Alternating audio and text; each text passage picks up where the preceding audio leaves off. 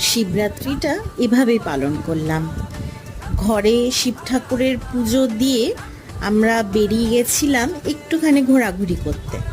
Kalyani SLF উদ্যানে সুন্দর মেলা বসেছে শিবরাত্রি উপলক্ষে।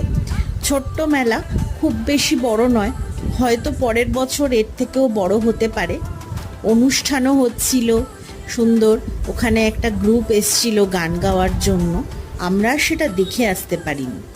আমরা এখান থেকে মকটেল কাউন্টার থেকে একটুখানি একটা মশলা কোল্ড ড্রিঙ্কস আর ফ্রেশ লাইম সোডা খেয়ে বাড়ি ফিরেছি। আর ফেরার সময় নিয়ে এসেছি একটা গয়না।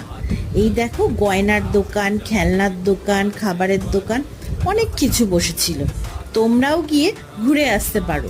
কল্যাণীর 18 নম্বর ওয়ার্ড SLF ময়দানে বসেছে এই মেলাটি। আমরা ফেরার সময় দেখলাম এখানে খিচুড়ির ভোগও দিচ্ছি।